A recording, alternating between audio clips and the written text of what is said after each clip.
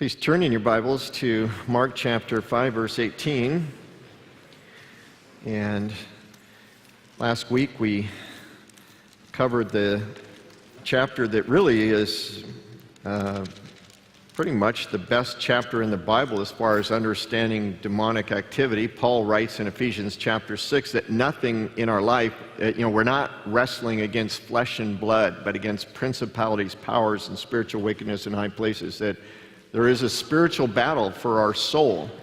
At first, it's Satan trying to keep us from believing in Jesus. After we believe in Jesus, it's Satan trying to keep us from being able to obey him, walk with him, live a holy life, and be discipled into the truth so that we can share with others. And so Jesus cast a legion of demons out of a couple of demoniacs, and after this study, my son actually told me, he's a firefighter, and he thought I should clarify something, which I'll do again. I said this is what I said. What I said last week is that these demoniacs that could break chains and lived in the tombs there on the east side of the Sea of Galilee, that they were obviously possessed, and they cut themselves, and then showed that it's spiritual evil, it's idolaters that are into cutting themselves.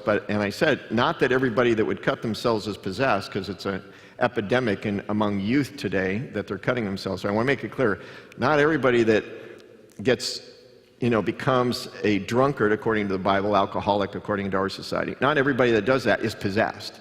But certainly the devil is wanting them to do so. Not everybody that's into drugs is possessed, but the devil is wanting them to go do that, and some of them do get possessed. More in drugs, my experience in seeing people and talking to people, there's much stronger demonic influences with hardcore drug use. But it's from the devil, and same thing for cutting. Not everybody that cuts, it's not like demonic. He goes, Dad, sometimes it's just because he's a firefighter. He picks up people all the time that are all cut up and have to be taken to the hospital. For a while there, he was telling me, Dad, we're almost putting a guy in a body bag every shift. I'm putting one in for heroin, and it's getting so bad in the area. And one guy, he told me, one guy, they saved his life. He passed out. I shared this months ago. That he passed out, went and shot himself up in the bathroom at Albertsons there on Mile Hill, and before he got out the door, he went down on the ground and people called 911. Nathaniel, my son, and others get there, and he's gone. He's not breathing. His heart, and they gave him a narc shot, and all of a sudden there's a narc kit. They hit him with something makes the heroin effects go away, and all of a sudden he comes alive again. He tell these people to go away, and starts cussing and swearing and going crazy, and he goes, just let me go, just let me get out of here. And he goes, no, man, you were just dead. And no, and he starts swearing some more and stuff, and he ends up being taken and everything else. And then Nathaniel told me, several weeks later, he goes, Dad, that guy did it again. This time, it's done. So he understood that he got saved by paramedics being there. And now, do you think that was the devil was involved in that guy's life? Again, maybe not possessed, but certainly the devil is in the drugs trying to destroy people's lives. And if you're ever tempted or going away into, or you have friends or neighbors that are into destructive lifestyles, then encourage them. Take them to Ephesians 6. You're not warring against flesh and blood. You're warring against principalities and powers and spiritual wickedness in high places. He wants to kill you, and I want to tell you about Jesus who wants to give you life. And so I just wanted to clarify that, and hopefully that does. And so this week we're gonna see an account of a woman that was healed, and a 12-year-old girl that was raised from the dead, and then how Jesus preaches to his hometown of Nazareth. So in Mark chapter 5, verse 18, and when he got into the boat, he who had been demon-possessed, Jesus cast the demons out of this man. He became of his right mind. He wanted to follow Jesus. The former demon-possessed man begged Jesus that he might be with him. However, Jesus did not permit him, but said to him, Go home to your friends and tell them what great things the Lord has done for you and how he has had compassion on you. And he departed and began to proclaim in Decapolis all that Jesus had done for him, and all marveled. And we closed our study with that last week, with the emphasis that that's what Jesus has told us to do.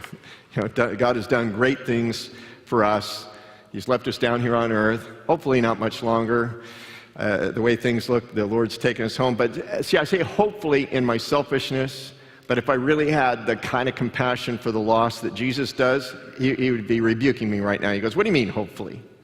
Because all you think about is you, because your sins are forgiven, because you 41 years ago opened your eyes to Jesus, because you saw it and I saved you. What about the people you're going to talk to on the waterfront after church today? What about them? If I would have taken you home last week, you wouldn't be talking to them today, right?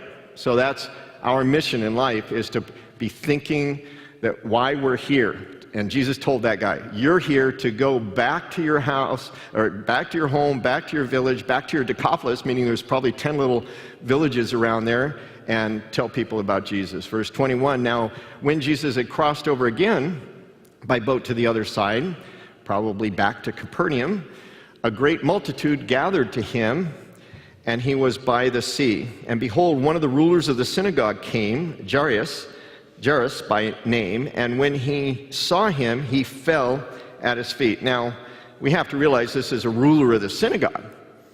And what does it take to be a ruler of the synagogue? You're considered probably by the Jerusalem high priest himself that you really know the scrolls. You know the law. You have spent your life in the study of the scriptures, and you are now in charge of Judaism in this town of Capernaum, because you're the ruler of the synagogue. And when you went into the synagogue, there was a case that they would call it the ark, that would hold the scrolls of the various different prophets, law, whatever scrolls were there. They had the keys, they would open it up, and they were the ones that would decide what got read, who read it, everything else. They would have been big shots religiously, and he would have answered to the high priest for what he does. But he would have certainly known that Jesus was kind of in the outs with the scribes and the Pharisees, who were thinking that he was a false prophet in the area.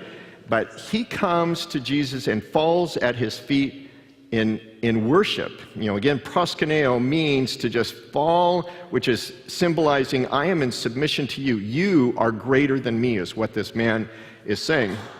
And begged him earnestly, saying, my little daughter lies at the point of death. Come and lay your hands on her, that she may be healed, and she will live. So, he's really, I think, again, the Bible doesn't give us all the surrounding information, but you can kind of read between the lines. He was probably not being politically correct with the hierarchy of Jerusalem, the high priests and the scribes, who, for all of Jesus' ministry, fought against Jesus. He's putting his job on the line, in my opinion, by coming and bowing down to Jesus and acknowledging his authority. He is now going to be in the outs with these guys. But why is he doing that? Because he's desperate. And God uses being desperate to break down the walls that people put up between them and Jesus. Because a lot of times, it's kind of the adage that there's no atheist in a foxhole. Pretty true, right? When you're desperate and the missiles are coming in, just in case I was wrong about you, God, that you do exist, and I am maybe willing to not be an atheist if you'll just make sure that I don't die today. So in desperate times, people do desperate things, including being willing to take the reproach of Jesus Christ. And if you're here today and you don't know Jesus, I hope God makes your life desperate.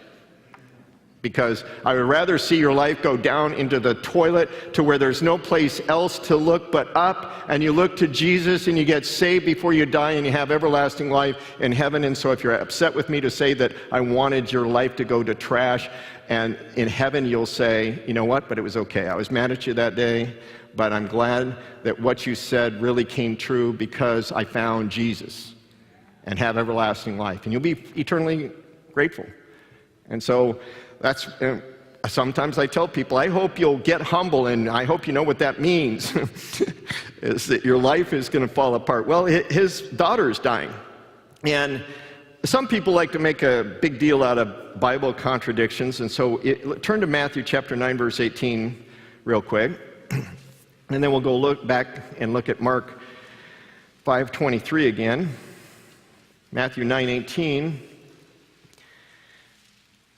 It's the same account. And some people will ask, why is there Matthew, Mark, Luke, John? Well, there's an answer for that we're not going to get into, except they supplement each other. Some people say, well, they contradict each other. Like here, they think that they contradict each other.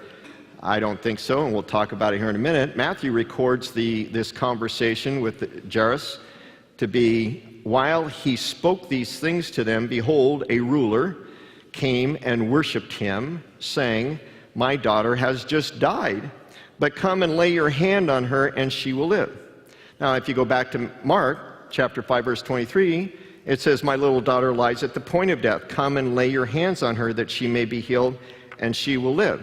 Are those contradictions? They seem to be. But let's say that this is what actually happened. Let's say Jairus comes to Jesus and he falls down and he worships Jesus. And Jesus, I've been running from my house. My daughter is near death. For all I know, she's actually died in the time it's taken me to get here. But I know that that Jesus, if you come, you can heal her. And would that make both of these accounts true? It'd be perfectly consistent.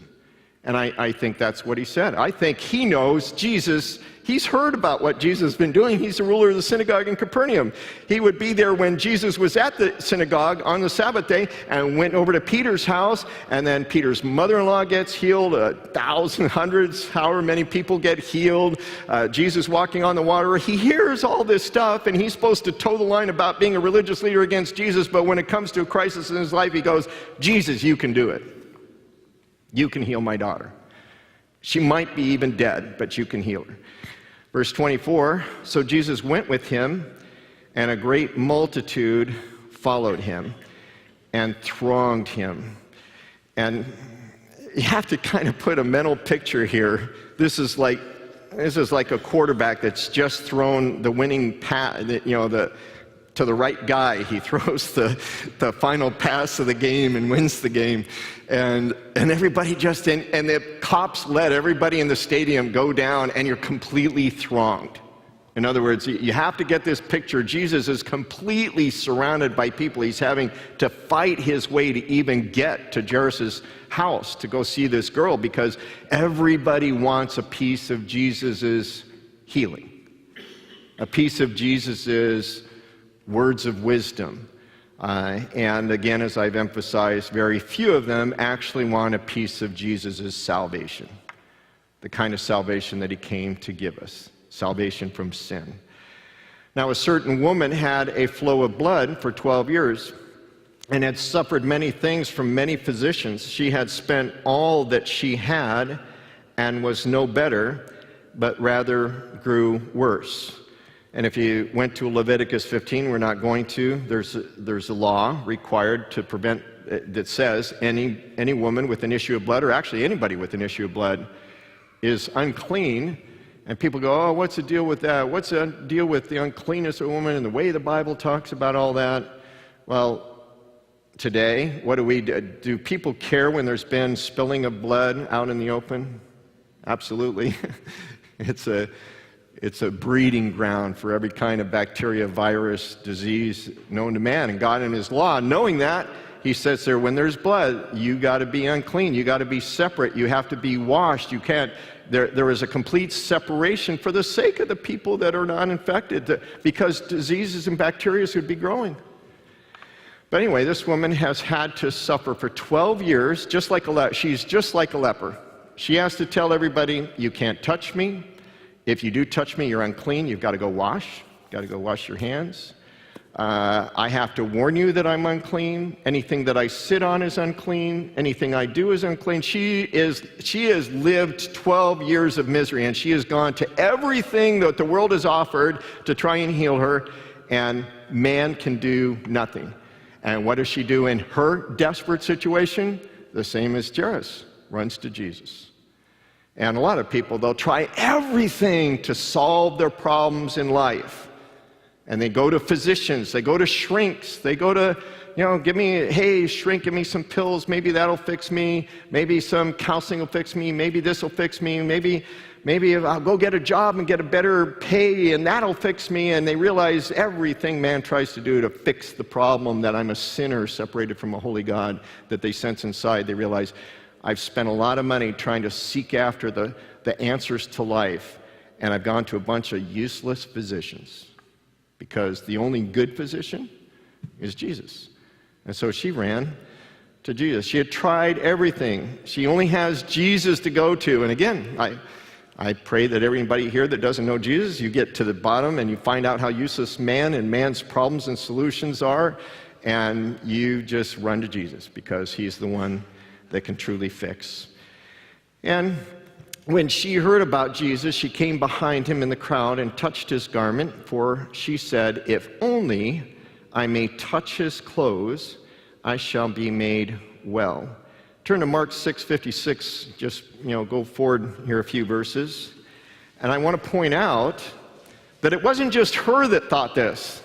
A lot of people thought, if only I could just touch the edge of his clothes, then I would be healed.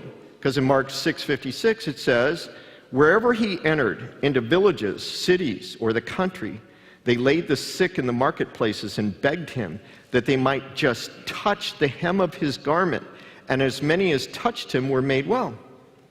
So why were people thinking, if I just can get to his garments and touch him, then I'll be made well? And actually, let's turn to Malachi chapter 4, verse 2. Malachi is just before Matthew,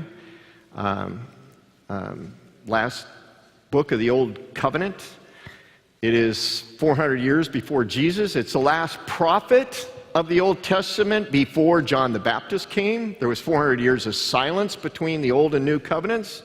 And the very last chapter of Malachi prophesies the coming of the Messiah. We could spend a whole study on all the verses surrounding chapter 4, verse 2, but we're not going to.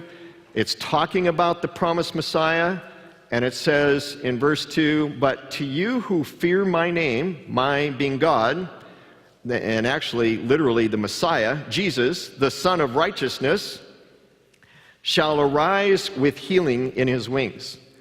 So here's a promise from the prophet.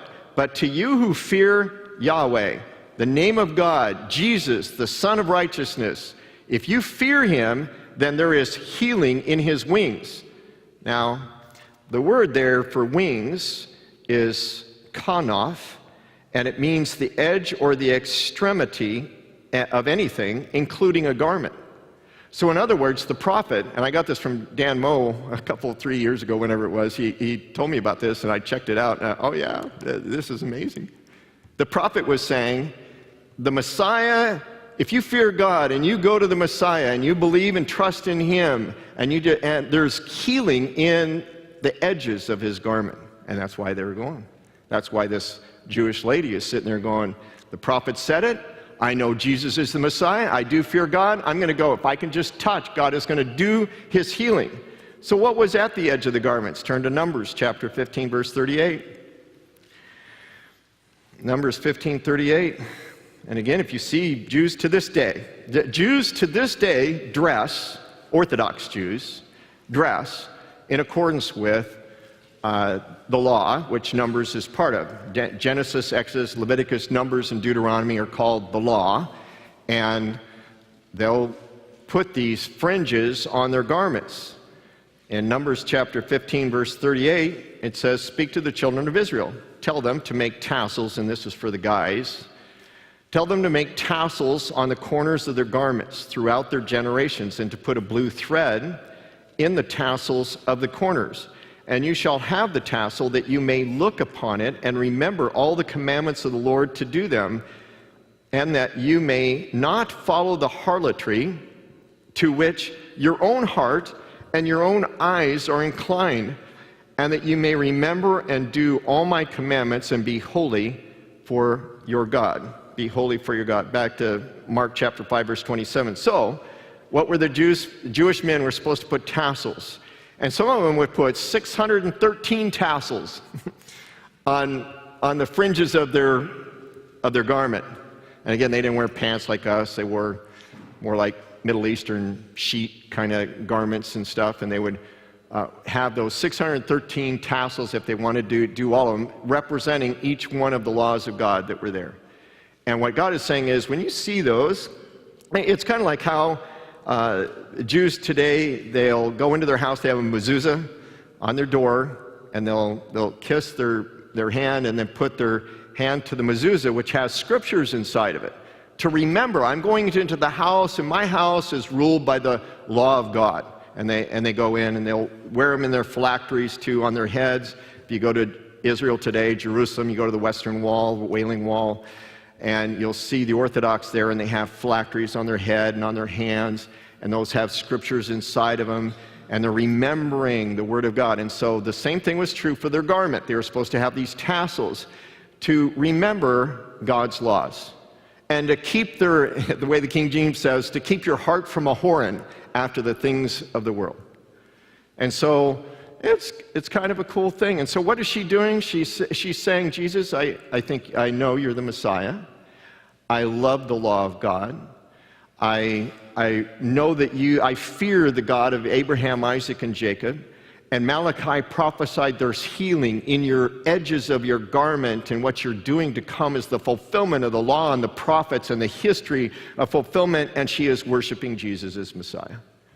And she touches the garment, and when she is, for she said, verse 28, if only I may touch his clothes, I shall be made well. Immediately, the fountain of her blood was dried up, and she felt in her body that she was healed. She felt in her body that she was healed of the affliction. Well, I mean, again, she has some internal, something wrong with her uterus or this or that or whatever, that for 12 years, can you imagine, my wife suffered anemia at times. Most women have. Can you imagine 12 years of anemia and all the issues associated with that, you ladies? Can you? And yet she instantly, something just happened. It's the same thing again when we get saved, isn't it? God, instead of fighting your law, I love your law. Instead of rejecting Jesus, I'm going to love Jesus. Instead of going along with the flow of the world, going a whoring after the world, I'm going to go worshiping after you. And then you just sense something changes. And so she felt it in her body that she was immediately set free. I pray that everybody here will sense that healing, that spiritual healing, by coming to Jesus on his terms, that same way. And seriously, and it doesn't happen that way with everybody, but for me, I went from totally pagan sailor walking into a Billy Graham movie that I didn't even know was by Billy Graham, or I wouldn't have gone. And then 2 hours later, I'm sitting there going, boy, this made sense, and I want to go forward and get saved. And when I bowed the knee and just felt the change, I can still remember going to, and then after they got done praying for all of us, with us and for us, and then okay, let's go get some Jack in the Box across the street. And I just felt like I was going to float off the floor. I felt something's different. I don't normally go to Jack in the Box, think I'm going to float off the floor, because I felt the sins just being lifted off of me. And verse 30, and Jesus immediately, knowing in himself that power had gone out of him, turned around in the crowd and said, who touched my clothes? And I want to stop there and say it's not like, whoa, I felt my force field go. And who did it? Who did it? Who touched me? He's asking this for the benefit of everybody around him. He knows what just happened. He's God. He knows everything. He's trying to make a point that we're going to see why here in a minute. But the disciples said to him, you see the multitude thronging you, and you say, who touched me? I mean, I think it's kind of a mocking tone. Jesus, come on. I mean, like everybody. I mean, we're having a hard time getting you to gain friends and influence enemies by getting to this guy's house to get his daughter healed. And just think, the high priests in Jerusalem are going to find out, you're going to be, this is it. You're going to be on the road to be the accepted Messiah instead of the one that's rejected by the priests. I mean, I would imagine those disciples were really stoked that here was Jesus' opportunity. And you're stopping in the midst of this crowd. We're trying to push you through to say, who touched me? And he looked around to see her who had done this thing. And so he goes, who touched me? And then probably just stared right at her. Come clean. But the woman, fearing and trembling, knowing what had happened to her, came and fell down before him and told him the whole truth. And see, in a sense, is she supposed to be in the crowd? No. She's unclean. She shouldn't have even come to the crowd. She should have, oh, I'm unclean, I'm supposed to stay away. But she didn't care how unclean she was. She didn't care what people thought about her uncleanness. All she wanted was Jesus. So she came with fear and trembling, because the crowd could have gone, whoa, whoa, you had an issue of blood and you came here, oh, you're in trouble. Told him the whole truth. Now, Mark, nor the other gospel writers tell us the whole truth that she said, but I would imagine, I'm unclean, Jesus, have been for 12 years. I know you're the Messiah. I know Malachi prophesied Messiah would have healing in his wings. I know that I'm not supposed to be here because I'm unclean, but you know, all these people are unclean because they're in the world too, in this unclean world, but I don't care what they think. I don't care if they are against you, Jesus. I don't care about the people that mock you and scorn you and the religious leaders. All I know is I need healing, and I came to you to touch your tassels and to know that the law of God is what I want to follow and worship you, and I know you can heal me. And he said to her, daughter, your faith has made you well. Go in peace and be healed of your affliction. You know, there's no greater thing to hear from God than go in peace. Because you know what that means? That means peace with God. And there's nothing more important. You know, is the world ever going to bring peace? That's another thing. The Pope's going to come on September, and you know, the United Nations has got some big peace plan stuff going on for September. Do you think it's going to work? No, it's not going to work. But you know what? Jesus is the Prince of Peace, and he's going to come and he's going to bring peace. But before that, he came 2,000 years ago to defeat sin and death and the devil on the cross so that we could have peace with God. And there is nothing more important than that peace. Let the world have all of its wars. When I die, however I get there, by war or by famine or whatever, or by just dying in my bed at night, I'm going to go have peace with God. But if I don't know Jesus, there is no peace forever and ever and ever, because I'm banished from the God of peace. And what a horrible thing that is for those who reject our loving Savior. While he was still speaking, verse 35, some came from the ruler of the synagogue's home and said, your daughter is dead. Why trouble the teacher any further? So they knew that Jesus had the power to heal these people, but they didn't believe he had power over death, the same ignorance that people have today about Jesus. You know, again, so much of the false teaching that's really presented on the TV of just come to Jesus for healing misses the most important aspect. You hardly ever hear, if you ever hear, the gospel of what it takes to be saved. And so, oh yeah, the healing's over with, so just tell Jesus it doesn't, you don't have to come anymore. And again, the Bible doesn't say, but I wonder what the disciples thought. I wonder if the disciples went, oh man, Jesus, if you wouldn't have stopped and talked with her, and if you would have just moved on, if you wouldn't have dealt with that, who's more important? Jairus, the ruler of the synagogue, or this woman that's violated the law by even coming here in our midst today? I wonder what they thought. I wonder what the people thought. I wonder if Jairus would have thought. You know, again, I think Jairus knew that because of Matthew's account, I think he knew that, okay, she's dead, Jesus can still heal her, because I know who Jesus is. And as soon as Jesus heard the word that was spoken, he said to the ruler of the synagogue, do not be afraid, only believe. That's the title of our Study it today. Don't be afraid, only believe. I'm going to encourage again, anybody here, anybody that's listening online, anybody that's watching on their DVD BCAT program, what are you afraid of to believe in Jesus? You afraid about what they're going to say about you? You're afraid about having your law now being under the authority of God's law and ruling you?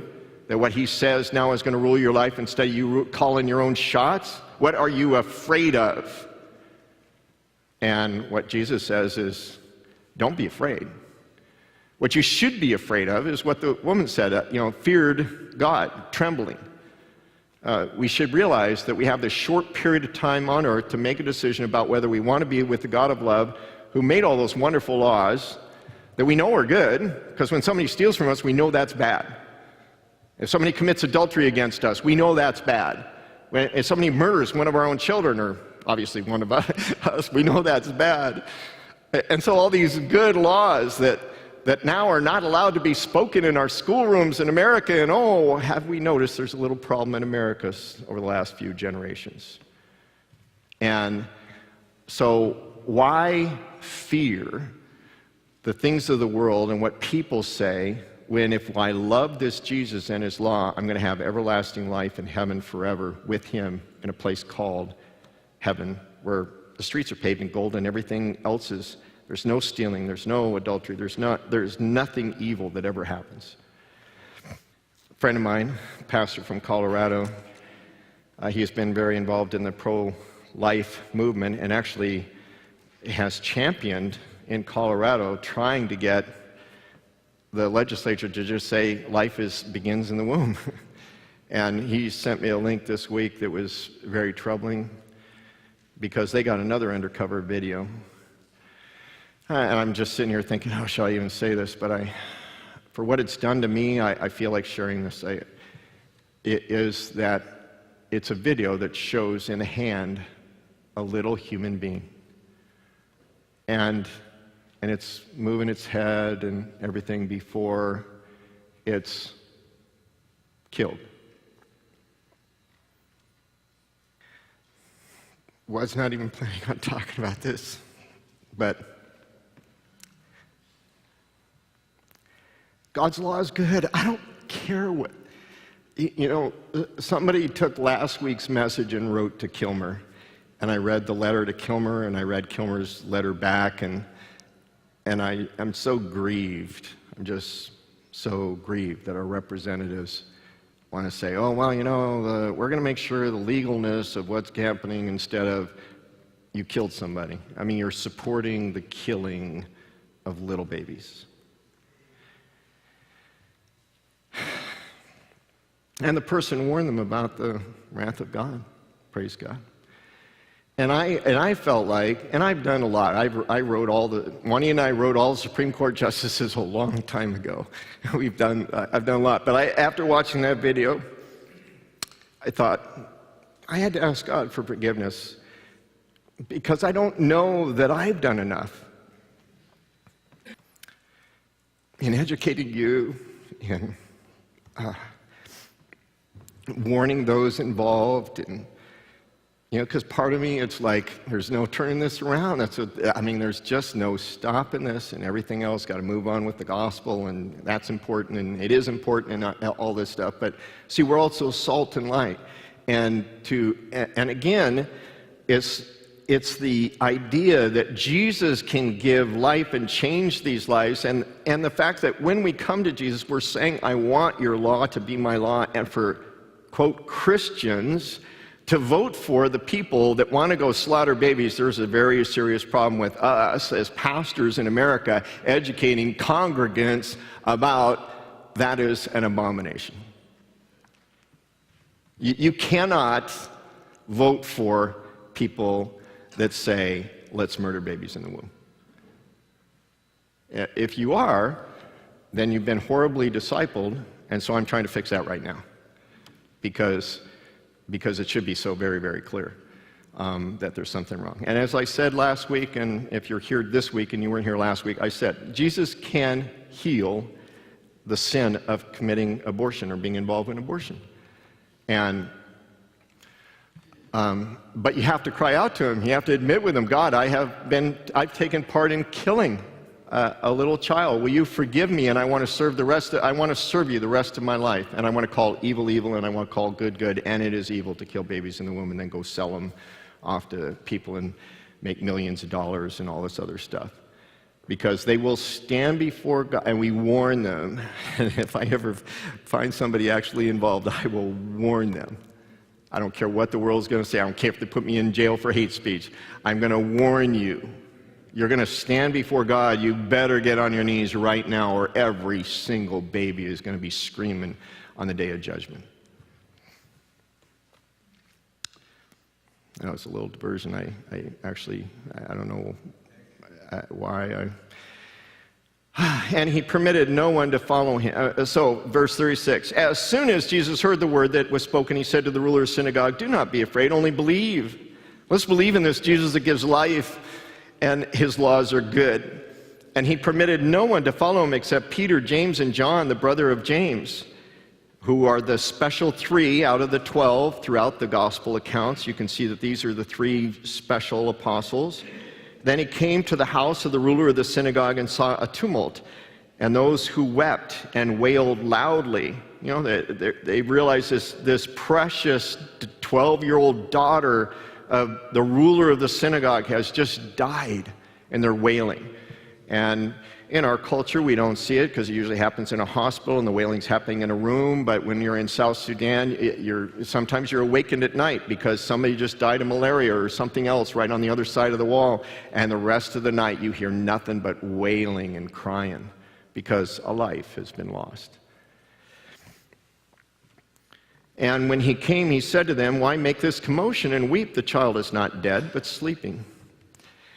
Now, somebody asked me last week, what's the biblical answer for what's the age of accountability?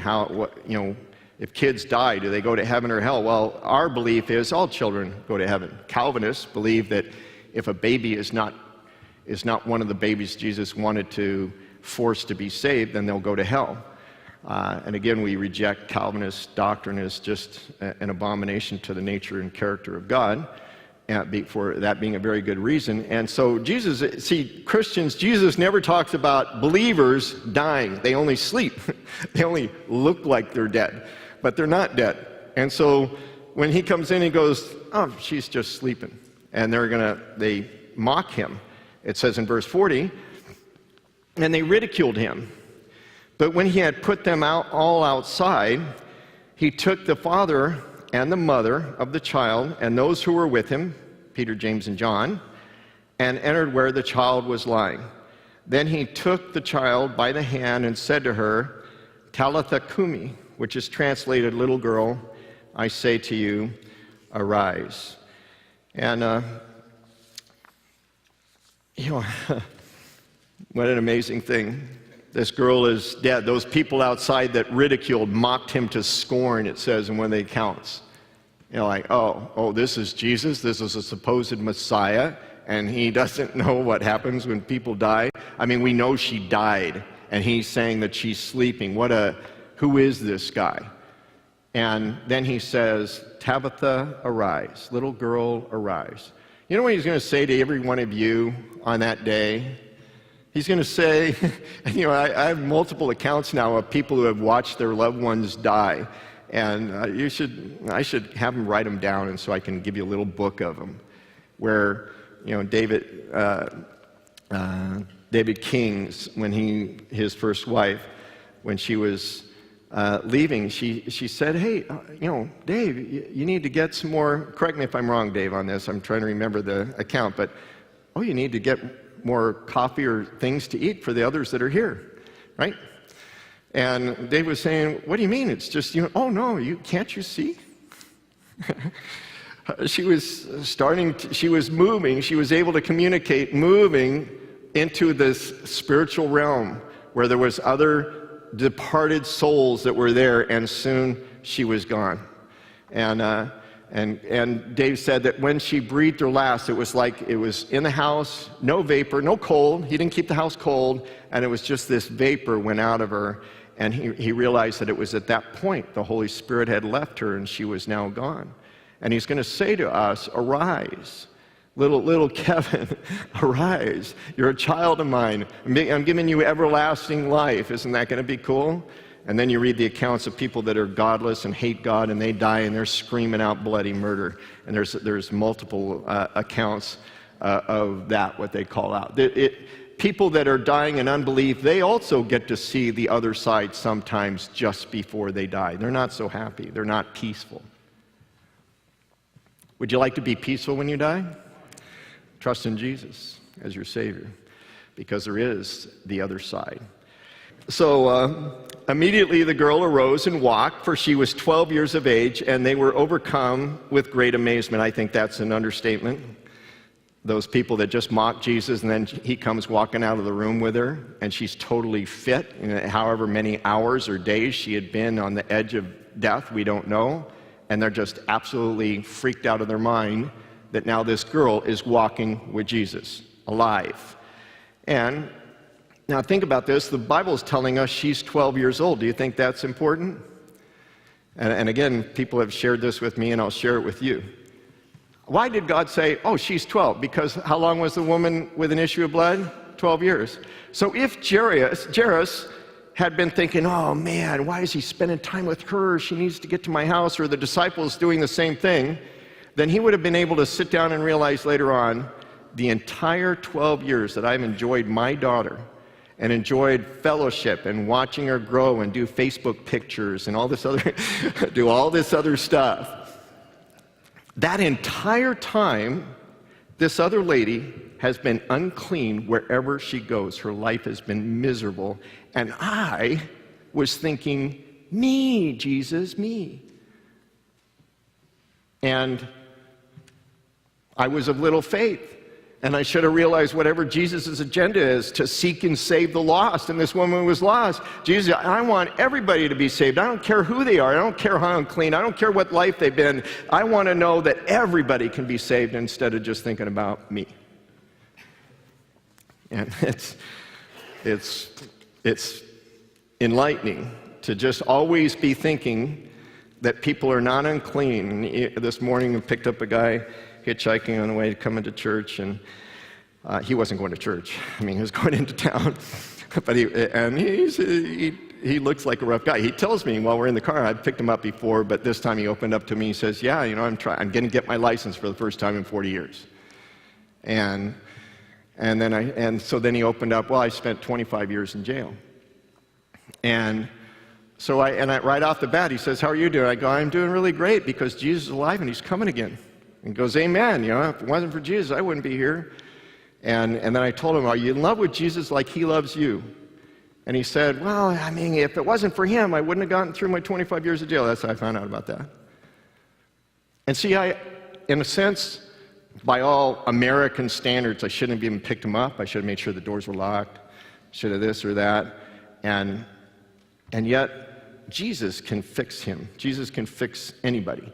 And I'm not saying you girls should pick up hitchhikers, and I'm not even saying, I asked Jesus as I'm doing it, I'll say, should I do this one? Sometimes it's like I don't have a peace about doing it.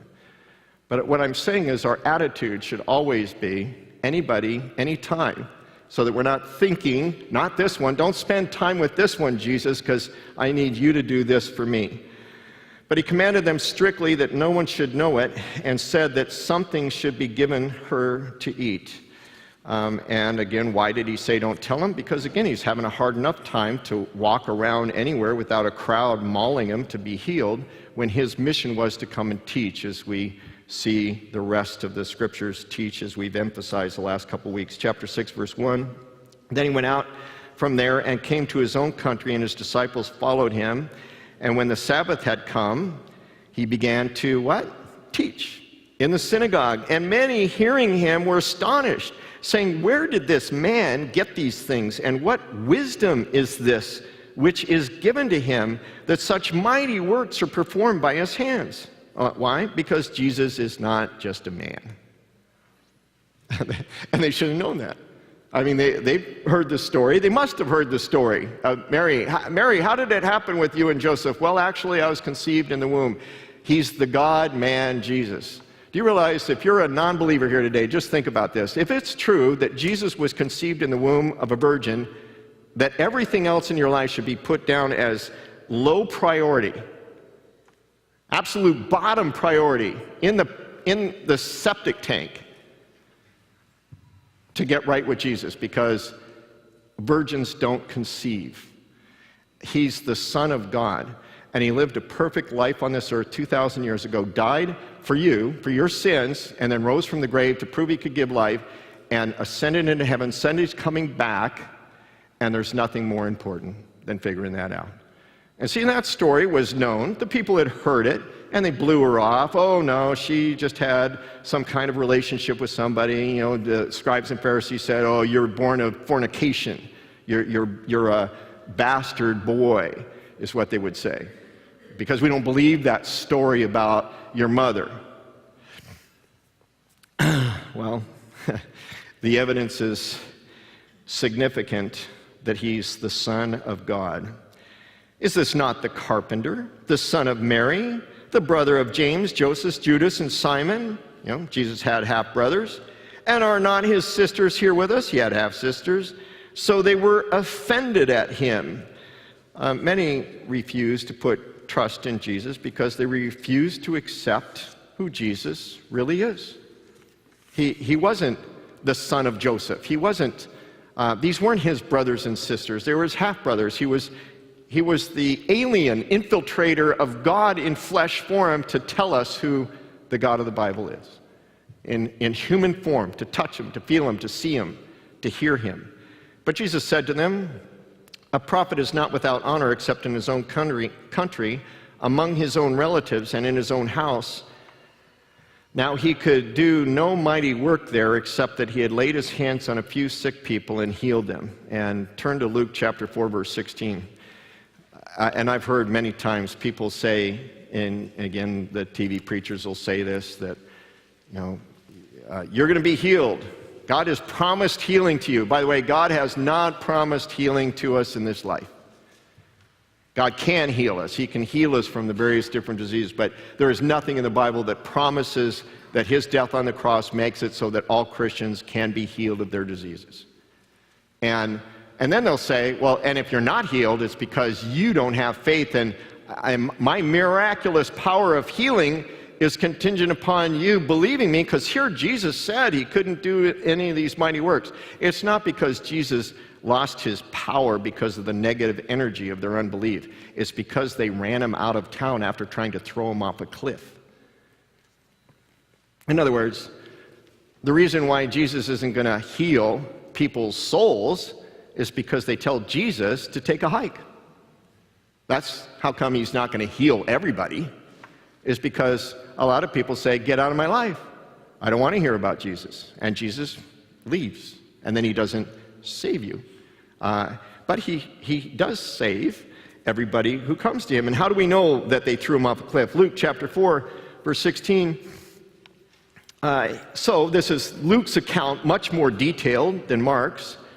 So he came to Nazareth, where he had been brought up, and as his custom was, he went into the synagogue on the Sabbath day. He stood up to read, and he was handed the book of the prophet Isaiah by the hometown. Now, his hometown now is where he was raised, Nazareth. See, he left Galileo. He left the Galilee in Capernaum, where the ruler of the synagogue had just had his daughter healed. Now he goes to Nazareth, just a few miles away, closer to the, down south, actually, on the, down up west, up from the Sea of Galilee area, up into the hills of Nazareth. And he's in his hometown, and he was handed the prophet Isaiah by the ruler of that synagogue. The ruler of that synagogue recognized Jesus. Okay, you've been teaching in the synagogues. Here's the scroll of Isaiah. You read it. And when he had opened the book, he found the place where it was written, chapter 61 of Isaiah, the Spirit of the Lord is upon me because he has anointed me to preach the gospel to the poor. So here's a prophecy of Isaiah about the Messiah, and the Messiah is going to come and preach the good news to the poor. To what poor? To money poor? No, to the poor spirit, to the people that know they're broke, the people that know that they're in sin and they're broke and they're unable to get to God because of their sin, as Jesus alludes to in the Sermon on the Mount. Then he closed the book. Gospel of the Poor, still verse 18. He has sent me to heal the brokenhearted, to proclaim liberty to the captives. By the way, we're all slaves of sin till we get set free by Jesus. We're all brokenhearted by our broken relationship with God until we're set free by Jesus. And recovery of the sight of the blind, and set at liberty those who are oppressed, to proclaim the acceptable year of the Lord. What's the acceptable year of the Lord? Right now. Right now it's time to get right with God. Then he closed the book, gave it back to the attendant, and sat down, and the eyes of all who were in the synagogue were fixed on him, and he began to say to them, "Today the scripture is fulfilled in your hearing." So all bore witness to him, and marveled at the gracious words which proceeded out of his mouth, and they said, "Is this not Joseph's son?" No, he's not. So everybody is, what is he going to say about that messianic? Everybody knew it was a messianic verse. Everybody knew it was about the coming Jewish Messiah. What's he going to say? And Jesus says, "It's me." That's what he said. I think, well, wait a second. He's Joseph's son. No, he's not Joseph's son. He's the Son of God. And he said to them, "You will surely say this proverb to me, 'Physician, heal yourself. Whatever we have heard done in Capernaum,'" you just came from Capernaum and you raised the dead and you healed the woman and we've heard all these miracles. And so, hey, local boy, stick around here and show us your stuff and maybe we'll believe what you're saying. That's what he's saying. "Heal yourself. Whatever we have heard done in Capernaum, do also here in your country." And then he said, "Assuredly, I say to you, no prophet is accepted in his own country. But I tell you truly, many widows were in Israel in the days of Elijah, when the heaven was shut up during the drought that God judged Ahab, during the king Ahab, a wicked Ahab, and his wife Jezebel. He created a drought. Oh, we're having a drought too. Yeah, I'm sure it has nothing to do with our sinfulness against God as a country, right? It's chemtrails. It's all chemtrails and stuff that's causing the drought. When the heaven was shut up for 3 years and 6 months, and there was a great famine throughout all the land, but to none of them was Elijah sent except to Zarephath in the region of Sidon. Elijah, the great prophet of Israel, he wasn't sent to the Jews there in Israel because they're in sin and rebellion. God sent him to a Sidonian woman who was and Elijah walks up to her and says, "Hey, you're making something there, give it to me." And she goes, "Well, actually, this is my last piece of meal, and I was going to cook it for myself and my son, and then we're going to die." And he goes, "Well, just give me it, and bring some water too, and trust God." And she did that. A Sidonian woman recognized Elijah as a prophet and obeyed him, and she gets saved because her flour never runs out for the rest of the drought. And then he goes on to say, and verse 27, "And many lepers were in Israel in the time of Elijah," who followed Elijah as the prophet of Israel, "and none of them was cleansed except Naaman the Syrian." There was a lot of lepers in Israel, but it was a Syrian whose king understood that the prophet in Israel, Elijah, could heal his general. And so the king said, "Go get healed by the God of Israel." And Naaman does. And he gets healed. And the Jews didn't, because they were wanting to kill Elijah. They were wanting to kill Elisha because they were wanting to worship idols, because they were rejecting God and his plan. So all those in the synagogue, when they heard these things, were filled with wrath and rose up and thrust him out of the city, and they led him to the brow of the hill on which their city was built, that they might throw him down over the cliff. Then passing through the midst of them, he went his way. And he marveled, and going back to Mark chapter 6, verse 5, and how amazing. Oh, such graceful words. Who gives this man all this wisdom? Don't we know his family? And then he says, "You're not believing. And I am God's rescue plan here. I am your prophet to tell you the truth." And he's really alluding to, one of the first times he alludes to, I'm going to go to the Gentiles. You as a nation are going to be rejecting me as your Messiah, but I'm going to start a church, and the church is going to be Jew and Gentile that believes, mostly Gentile. because you're rejecting. And so verse 5 of Mark chapter 6, now he could do no mighty work there because they wanted to throw him off a cliff. Except that he laid hands on a few sick people who must have come, Jesus, before they throw you off the cliff, I believe in you, I trust in you. Would you heal me, whatever? And so Jesus did, and healed them. And he marveled because of their unbelief. Then he went about the villages in a circuit teaching. You know, Jesus is looking down on every soul in this room right now. He sees you. And if you're here today and you're saying, man, I hear this, but I don't, again, I know most of you are Jesus-loving, preaching Christians. But if there's something that's held somebody back here, I want you to know he's saying the same thing. He's looking down, and if your heart is hard, he's marveling. And how marveling would he have had to be to these his town of Nazareth? They grew up with him. They've heard all the stuff going on in Galilee. They come and let him read the scriptures. There's ample evidence for them to believe, but they want to mock him. Say, hey, show your stuff here and stick around here. And then maybe, because we can't figure you out. And he marveled that they wouldn't believe. And I just pray that he's not looking down on anybody here in this room marveling that you're not believing, because the days are short. They're guaranteed to be less than 100 years, I'd say. And that's pretty short in light of eternity. For me, I know my times are short. So in closing, he said to Jairus, don't fear, just believe. And for us as Christians, I think we're in for a rough road ahead. And in another week or two, there's some things going on legally with something that's going on. It's nothing to worry about. But I'm going to share with you, persecution's here. And I'm just sensing it. And I'm starting to see hardcore Christians starting to compromise their view because of persecution. And for us as Christians, I'm going to say, don't fear, just believe. We know how it ends. Let's stick on the truth of what the Word of God says. And if you're not a believer in Jesus, do fear and do believe. Fear where you're at, and believe in Jesus Christ as your Savior, humble yourself, believe it, and then have peace with God. That's the summary emphasis of this study. And may God help us. Holy God of all creation, you bring life to all who seek your face, yeah.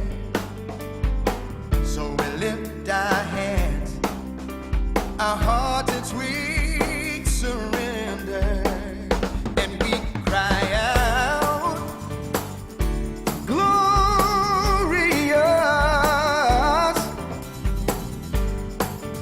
glorious is your name in all the earth. Ooh, you're glorious, yeah. Is your name